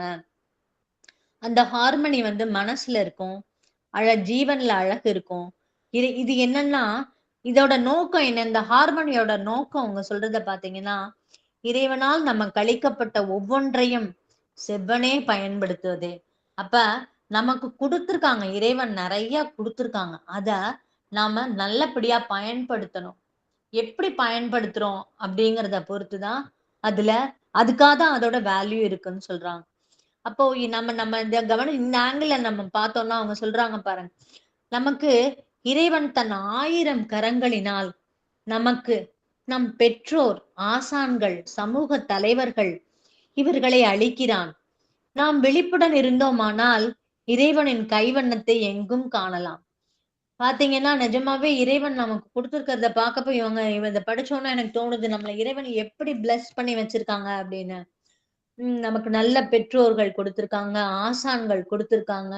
இந்த மாரி ஒரு சத்சங்கம் குடுத்திருக்காங்க. நம்மள முன்னேற்றிக்கிறதுக்கு ஒரு வாய்ப்பு குடுத்திருக்காங்க. பெரிய ஆன்மீக பெரியோர்களோட தொடர்பு குடுத்திருக்காங்க. அவங்க அனுபவத்த கேட்கறதுக்கு முடியுது நம்மளால. 1000 அதேபோல சமூக தலைவர்கள், சமூகத்துக்கும் நம்ம எவ்வளவோ நன்றியுடையவர்களா இருக்கணும். அப்படின்னு நாம விழிப்போட இருந்தோம்னா, நம்மளுக்கு நன்றி உணர்வு சொல்றதுக்கு பத்தாது அப்படின்னு அவங்க சொல்றது உண்ம. அவ்வளவு விஷயங்கள் இறைவன் நமக்கு கொடுத்திருக்காங்க. இப்ப பொருள வீணடிக்காம, தாறுமாறாக எரியாமல், சிறந்த முறையில் பயன்படுத்துவது. அவங்க சொல்றாங்க. பொருட்களையும் அழகா வச்சுக்கணும்ன்றது சொல்றாங்க. ஒவ்வொரு வடிவத்திற்கும் உணர்வு உள்ளது என்பதை அறிந்து, மானிட பிறவைகளிடம் நடந்து கொள்ற மாதிரியே பொருட்களையும் மதித்து, அழகின் ஒரு பாகமே நினைச்சு அவற்றை உயிரினங்களைப் போலவே கையாள வேண்டும். அழகு அவங்க சொல்றாங்க ஆசிரமம் அவங்களுக்கு சொல்லிக் குடுத்திருக்கிறதா சொல்றாங்க. கவனத்துடன் கையாள வேண்டும். சீரான வரிசையான முறையில் அழகுணர்ச்சி பளிச்சிட ஒழுங்காக வைப்பது ஆகியவை ஆசிரமத்தில் எங்களுக்கு கற்பிக்கப்பட்டுள்ளனன்னு சொல்றாங்க. அப்போ பொருட்களை எவ்வளவு அழகா வச்சிருக்காங்க அந்த இடத்துல. அப்போ அந்த அவங்க சொல்ற எக்ஸாம்பிள் நாமளும் நம்ம கேட்டிருக்கோம். ஆனா இன்னும் கேட்கப்போ நல்லா இருக்கு. முதலாவது உலக மகா யுத்தம் நடந்தப்ப மதர் என்ன பண்ணாங்க, ஜப்பானுக்கு போயிருக்காங்க. அப்ப ஜப்பான்ல போயிட்டு மதர் என்ன பண்ணிருக்காங்க, நிறைய வீடுகள்ல அழகுணர்ச்சி இருந்தத பார்த்து அன்னையே பிரமிச்சு போயிருக்காங்களாம். அவங்க சொல்றாங்க ஜப்பான்ல ஃப்ளவர்ஸ் அவ்ளோ அழகா வச்சிருந்தாங்களாம். கார்டன் அவ்ளோ நல்லா வச்சிருந்தாங்களாம். மலை மேல கோவில் அப்படி கட்டியிருந்தாங்களாம். ஒரு வீட்ல ஒரு இடத்துல ஒரு போட்டோ மாட்டியிருந்தா கூட ஏன் இங்க மாட்டியிருக்கோம்னு அதுக்கு ரீசன் சொன்னாங்களாம். அவங்க அவங்களோட விளக்கம் எல்லாம் அப்படி மதருக்கு பிடிச்சிருந்ததுன்னு மதரே சொல்லியிருக்காங்கன்னா, அப்ப அவங்க எப்படி இருந்திருக்கணும். அப்ப கலையுணர்ச்சி ஜப்பானியர்கள் கலையுணர்ச்சியோட சூக்குமத்தின் பிரதிநிதிகள் அப்படின்னு மதர் சொல்லியிருக்காங்க. அப்போ அங்க அவங்க அந்த சட்டில் வேல்யூஸ் தெரிஞ்சவங்களா மதரா ஜாப்பனீஸ் இருந்திருக்காங்கன்னு மதர் சொல்லியிருக்காங்க.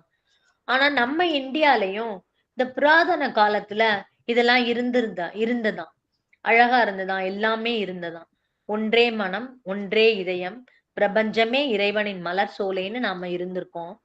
இந்து மத ஆதிக்கம் குறைந்து புத்த மதம் வந்த பிறகுதான், செல்வாக்கியம் வந்த பிறகுதான் அழகு, ஆனந்தம் இவற்றையெல்லாம் வேண்டான்னு ஒதுக்க ஆரம்பிச்சுட்டாங்க. மக்கள் தங்கள் தலையை மொட்டை அடிச்சுக்கிட்டு அழகான உடைக்கு பதிலா வாழ்க்கைக்கு புறந்தானவன், அக வாழ்க்கைக்கு புறம்பானவைன்னு சொல்லி ஒதுக்கிட்டாங்க. அப்போ நம்ம நாகரிகத்துல இது ஒரு எதிர்மாறான திருப்பத்தை ஏற்படுத்திருச்சு. ஆனா இந்த சரீரம் இறைவனால் நமக்களிக்கப்பட்டது. அதை கண்ணியமான முறையில் உடுத்தாமல், அதற்கு வேண்டிய அளவில் உணவளிக்காமல் கண்டிப்பதற்கு நமக்கு உரிமை கிடையாது. அப்ப அதுக்கு நல்ல ட்ரெஸ் கொடுக்கணும். அது நல்ல சாப்பாடு போட்டுக்கணும். சரீரத்தையே ஒரு தேர்ட் பர்சனா நம்ம பார்த்து அதை நம்ம பராமரிக்கணும். சரீரம் இறைவனுடைய கோவில் என்று சொல்லப்பட்டுள்ளது. அதை புனிதமானதாக கருதி தூய்மையாக நன்கு அலங்கரிக்கப்பட்டதாக நம்ம அதை வச்சுக்கணும் அப்படின்னு சொல்றாங்க. அப்போ இந்த சில்ட்ரன் எல்லாம் அவங்க சொல்றாங்க இந்த வயசுல நீங்க கத்துக்கணும். ஏன்னா உங்களால பழக்க வழக்கங்கள் இப்போதான் கத்துக்கிறீங்க. எங்களால மாத்துறது சிரமமா இருக்குன்னு சொல்லியிருக்காங்க. அதே உண்மைதான். எல்லா பொருட்களையும் உங்க புக்ஸ், பேப்பர்ஸ், பென் எல்லாவற்றையும் மதிங்க. ஆடைகளை நல்ல ரசனையோட எடுத்து போட்டுக்கோங்க. எதை நம்ம அடிக்கடி பாக்குறோமோ அது நம் குண இயல்பை பாதிக்கிறதுனால நம்ம மனோதத்துவம் நமக்கு அதை தான் சொல்லி காமிக்குது. உண்மையா அவலட்சணமா எதிர்மாறான வெறுமையானவையே இருந்தா நம்மளை நலிந்தவர்களாக ஆக்கி அது நம்ம அழகுணர்ச்சி எல்லாம் வட்டடிச்சு செல்வம், அழகு, சந்தோஷம் இதெல்லாம் வெறுக்கிற நிலைக்கு நம்மளை கூட்டிட்டு போயிரும். அப்போ நம்ம எல்லாவற்றையும் அழகா நம்மளை சுத்தி வச்சுக்கிட்டோம்னா அந்த ஹாப்பினஸ்ங்கிறதும் அழகுணர்ச்சியும் நமக்கு இயல்பாகவே நமக்கு கிடைச்சிடும். அவங்க சொல்றாங்க அந்த நான் ஐயா சொல்றாங்க, நான் கடைபிடிக்கும் ஆன்ம தத்துவத்தில் உலகம் வேறு, இறைவன் வேறு அல்ல. இறைவன் எல்லா இடத்துலயும் இருக்கான். அவன்கிட்ட நீங்க விலகி ஓடி போக முடியாது. இந்த சந்தர்ப்பத்துல அவங்க ஒரு கதை சொல்றாங்க. ஒரு ராஜா இருந்தாங்களாம். யார் பெரியவர், நானா இறைவனான்னு கேட்டாங்களாம். அங்க இருக்க மக்களுக்கு எல்லாம் அதிர்ச்சி ஆயிடுச்சாம். ஏன்னா இறைவன் தான் பெருசுன்னு சொன்னா ராஜாவுக்கு கோவம் வந்துரும். ஆனா நீங்க தான் பெருசுன்னு சொல்ல முடியாது. அப்போ ஒருத்தவங்க சொன்னாங்க, கொன்னுடுவான், அந்த கழுவுல ஏற்றிடுவான். அப்போ ஒரு மந்திரி சொன்னாங்களாம், நான் இத டேக்கிள் பண்றேன் அப்படின்னு சொல்லிட்டு. அவர் சொன்னாரா, ராஜா, அரசே நீங்க தான் பெரியவங்க. ஏன் அப்படின்னு கேக்குறாரு ராஜா. ஏன்னா நீங்க எங்களை உங்க நாட்டுல இருந்து நாடு கடத்திட முடியும். ஆனா எங்கும் நீக்கமற நிறைந்திருக்கிற இந்த இறைவனால எவரையும் தன் சாம்ராஜ்யத்திலிருந்து நாடு கடத்த முடியாது அப்படின்னு சொல்லலாம். ஏன்னா இந்த நாட்டுல இருந்து அந்த நாட்டுக்கு போனாலும் அங்கே இறைவன் தான். அப்ப இறைவன் எவ்வளவு பெரியவன், எங்கே வியாபிச்சிருக்கான்றத அழகா ராஜாவுக்கு உணர்த்தினாங்கன்றதுதான் சொல்றாங்க. இப்படிப்பட்ட இறைவனை நாம அடையாளம் கொள்ள வேண்டும், கண்டு கொள்ள வேண்டும். எல்லாவற்றிலும் அவை மிக்க ஏழ்மை நிலையில் உள்ள, அதான் நீ எல்லாத்தையும் நம்ம இறைவனை பார்க்கணும்னு சொல்றாங்க. ஏழ்மை நிலையில் உள்ள பிச்சைக்காரனா இருந்தா கூட சரி, செல்வ சீமானா இருந்தா கூட சரி, ஒரு மலரோ அல்லது அழகிய மலையோ அல்லது எதுவாக இருந்தாலும் அவற்றில் இறைவனை நாம் காணும் பொழுது ஒரு ஆனந்த பிரவாகம் நம்முள் பெருகும். அப்ப எல்லாவற்றையுமே நாம இறைவனா பார்க்கணும். மதர் தான் நமக்கு இப்படி வர்றாங்க, மதர் தான் இந்த மாதிரி ஒரு இவெண்ட்ட நடத்துறாங்க, மதர் தான் செய்றாங்க அப்படின்றப்ப நம்ம பார்வையே மாறி போயிரும். அது உண்மைதான். அப்படியே மாறி போயிரும் பார்வை. அதன் விளைவாக எப்படிப்பட்ட இழிவான சூழ்நிலைகளிலும் சந்தோஷமாக நம்மால் வாழ முடியும். இந்த மனப்பக்குவம் வாழ்க்கைக்கு ஒரு புதிய அர்த்தத்தை கொடுக்கிறது. இத்தகைய வாழ்க்கையை நுகர நாள் ஒன்றிற்கு 24 மணி நேரம் போதாது என்ற நிலை ஏற்படுகிறது. பாருங்க எப்படி லைஃப் இஸ் மிசரபிள் சொன்னது போக எப்படி ஒரு ஆட்டிடியூட் சேஞ்ச் மாறிடுது. இந்த மனப்பக்குவம் ஒரு நாளைக்கு 24 ஹவர்ஸ் பத்தாதுன்னு வந்துருமா. வாழ்வின் இந்த ரசத்தை பருகுங்கள். இறைவனே ரசமாக இருக்கிறான் என்று நம் ரிஷிகள் கூறியிருக்கிறார்கள். அப்ப இறைவனே ரசமாக இருக்கிறான், எல்லாவற்றிலும் இறைவன் இருக்கிறான் அப்படிங்கறத நாம உணரணும். வாழ்க்கை ஆனந்தமானது என்று நாம் உணரத் தொடங்கிய உடனேயே துயரம் தன் தன்மையை மாற்றிக் கொண்டு விடுகிறது. அப்ப நமக்கு துன்பம் எல்லாம் என்ன ஆயிருது, மாறி போயிருது. இதுவே உலகம் இறைவனின் லீலை என்று கூறும் தத்துவத்தின் மூலமாகும். அப்போ சாவித்திரி டிராமா நாங்க போட்டப்போ சாவித்திரி சொல்லுவாங்க, இந்த உலகை ஆள்வது ஒரு குருட்டு சக்தி அல்லன்னு சொல்லி. அப்போ நம்ம லைஃப லீட் பண்றது மதர், அது டிவைன் பிளான் அப்படின்றத நாம உணரணும். உணர்ந்தோம்னா இந்த உலகம் இறைவனின் லீலை என்று கூறும் தத்துவத்தின் மூலமும் அதுதான். அப்போ வாழ்க்கை ஆனந்தமானதுங்கிறப்ப துயரம் தன் தன்மையை மாற்றிக் கொண்டு வருகிறது. வாழ்வே மாயம், ஒரு ஏமாற்றம், பொய்மை. ஆகவே வாழ்வை உதறி தள்ளி சொர்க்கத்துக்கு போகணும் அப்படின்னு சொல்றவங்க இருக்காங்க. ஆனா அதே சமயம் இந்த உலகம் இறைவனோட லீலை, விளையாட்டு மையம். இறைவனை அழகனாக, இசையாக, ஆனந்தமயனாக உணர்ந்து போற்றினால் உண்மையில் உலகம் இறைவனின் லீலையாக மாறுவதை காணலாம். இந்த மாதிரி நம்ம பாக்குறப்ப அது இறைவனுடைய லீலையாவே நம்ம லைஃப் மாறிடும்னு சொல்றாங்க. உலகில் எவரும் இறக்க விரும்புவதில்லை. மிக்க ஏழ்மை நிலையில் உள்ளவனும் தாங்குனாத துயரத்தில் ஆழ்ந்தவனும் கூட இறக்க விரும்புவதில்லை. இறந்து போகணும்னு நினைக்கல. ஏன் காரணம், அவன் மனதின் அடித்தளத்தில் வாழ்க்கை மகிழ்ச்சிகரமானது என்ற உணர்வு ஊடுருவி இருக்கிறது. அவனோட அடியில அவனுக்கு தெரியும் இந்த வாழ்க்கை சந்தோஷமானது, நம்ம இருப்போம்னு சொல்லிட்டு. உலகத்தில் உள்ள எல்லா துன்பங்களையும் இன்பங்களையும் ஒன்று சேர திரட்டி அவற்றை சீர்தூக்கி பார்த்தால் இன்பங்களே அதிகம் என்பது புலனாகும். அப்ப எல்லாத்தையும் தூக்கி எடுத்து நம்மளோட இதெல்லாம் சீர்தூக்கி பார்த்தோம்னா, ஐயோ நமக்கு ஜாய் தான் நிறைய இருக்கு அப்படின்னு சொல்லி புரியும். அதனாலதான் வாழ வேணுங்கிற உறுதி மனிதர்களிடம் நிலைத்திருக்கிறது. அப்ப நம்ம என்ன நினைக்கிறோம், நம்ம வாழணும், அதுவும் மதத்தை நம்ம வாழணும், நல்லாதான் வாழணும் அப்படின்னு நாம முடிவு பண்ணணும். முடியும், அதுவும் கூட. இதுவே வாழ்வின் ரகசியம். நம் வாழ்வில் ஆனந்தம் மறைபொருளாக உள்ளது. நம்ம வாழ்க்கையில ஆனந்தம் மறைபொருளா இருக்கு. அப்ப நம்மளோட கல்வி ஆகட்டும், கலாச்சாரம் ஆகட்டும், மதம் ஆகியவை நம்முள் மகிழ்ச்சி, ஆனந்தம், அழகுணர்ச்சி ஆகியவற்றை மலர செய்ய வேண்டும். இந்த கல்வி, கலாச்சாரம், மதம் எல்லாமே இறைவனை நம்ம எதிலும் காண உதவ வேண்டும். அது இறைவனோடு நம்ம இணைய உதவ வேண்டும். எந்த அளவிற்கு நாம் இந்த லட்சியத்தை கடைபிடித்து செயலாற்றுகிறோமோ அந்த அளவிற்கு நாம் மனித வர்க்கத்திற்கு மட்டுமல்லாமல் இறைவனுக்கும் சேவை செய்தவர்களாகும். அப்ப இந்த ரகசியத்தை புரிஞ்சுகிட்டு நாம வந்து இதை கடைபிடிக்கிறோம், இந்த லட்சியத்தை கடைபிடித்து செயலாற்றணும்னா அது மனித ஹியூமனிட்டிக்கு மட்டும் இல்ல, இறைவனுக்கும் நாம் செய்த சிறந்த சேவையாகும் அப்படின்னு சொல்லி அவங்க அதுல சொல்றாங்க. அப்ப இதுதான் வந்து வாழ்க்கையின் ரகசியம். நம் வாழ்வில் ஆனந்தம் மறைபொருளாக உள்ளது அப்படிங்கிறத நாம உணர முடியும். இதோட இது வந்து ஐயாவோட கருத்துல இருந்து நான் எடுத்தது. கடைசியா வந்து ஒரு பிரேயர் சொல்லிட்டு முடிக்கிறேன். ஜஸ்ட் சம்மப் பண்ணணும் அப்படின்னு சொன்னா, வாழ்க்கையில நம்ம என்ன பண்றோம் அப்படின்னு சொன்னா, நம்ம வாழ்க்கையில வந்து ஆனந்தத்தை நம்ம புறக்கணிச்சுட்டு எளிய வாழ்க்கைன்னு சொல்லி அதை மறந்துட்டோம்னு சொல்றாங்க. வாழ்க்கை ஆனந்தத்துல பிறக்குது முடிவடையுது அப்படின்னு சொல்றோம். ஆனா அதை வந்து எப்படி நம்ம பிராக்டிக்கலா பாக்குறதுன்னா, மதர் நம்ம அதுக்கு நமக்கு வழி வகுத்து கொடுத்துருக்காங்க. வாழ்க்கை கலைன்னு சொல்றாங்க. மெக்கானிக்கலா போற இந்த லைஃப சர்க்கம்ஸ்டன்ஸ்னால நம்மள வந்து இழுத்தடிக்கப்பட்ட இந்த நிலையில விட்டுட்டு நாம என்ன பண்ணணும், நம்ம லைஃப்க்கு ஒரு பர்பஸ் இருக்கு, நம்மளோட பர்த்துக்கு ஒரு பர்பஸ் இருக்குன்னு இது பண்ணி அது என்ன, நம்ம இறைவனை உணர்ந்து அன்றாட வாழ்க்கையில இறை அம்சத்தை பிரதிபலிக்கிற குணங்களை நாம செயல்படுத்தணுங்கிறதுதான். அப்ப நம்ம பாரத நாட்டுல நம்ம அதை தான் ஃபாலோ பண்ணிக்கிட்டு இருக்கோம். இப்பவும் இறைவனை கண்டு பயப்படல. இறைவனை நாம எல்லா இடத்துலயும் அழகா இதா உணர்ந்துகிட்டு இருக்கோம். அழகுங்கிறது அதாவது அந்த காலத்துல கிரேக்கர்கள் அதைதான் செஞ்சாங்க. அப்ப மதரும் ஸ்ரீ அரவிந்தோவும் ஒரு வாழ்க்கை முறையை கொடுத்து பிள்ளைங்களுக்கு எல்லாம் சொல்லி கொடுத்திருக்காங்க. ஒரு ஹார்மோனியஸான லைஃப் இருக்கணும்னு சொல்லி. அப்ப அப்ப இதெல்லாம் நம்ம உண்மையா பாக்குறப்ப இறைவன் நமக்கு 1000 கரங்கள்னால எவ்வளவோ கிஃப்ட் கொடுத்திருக்காருன்னு நினைக்கிறப்ப நம்ம எல்லாவற்றுக்கும் நன்றி உணர்வோட இருப்போம். பொருட்களை வந்து நம்ம தாறுமாறா எரியாம அதையும் ஜீவன் உள்ளதா அழகா வரிசையா அதை வந்து நம்ம பராமரிக்கணும். மதர் ஜாப்பனீஸ வந்து ரொம்ப பாராட்டி இருக்காங்க. இதமாதான் இந்தியால இருந்தது. பட் கொஞ்ச நாள் புத்த மதம் வந்த பிறகு மாறுனுச்சு. இத நாம இப்ப மாத்தணும். ஏன்னா நம்மளுடைய உடம்ப நம்ம நல்லபடியா வச்சுக்கணும். அதே போல எதை நம்ம பாக்குறோமோ அது நம்ம மனசை பாதிக்கும்ன்றதுனால எல்லாவற்றையும் அழகானதாக மாத்திக்கணும். இறைவன் எங்கேயும் இல்ல, ஓடி போக முடியாது. இறைவன் இருக்கிற எல்லாத்துலயும் வியாபிச்சிருக்காருங்கிறத நம்ம உணரணும்.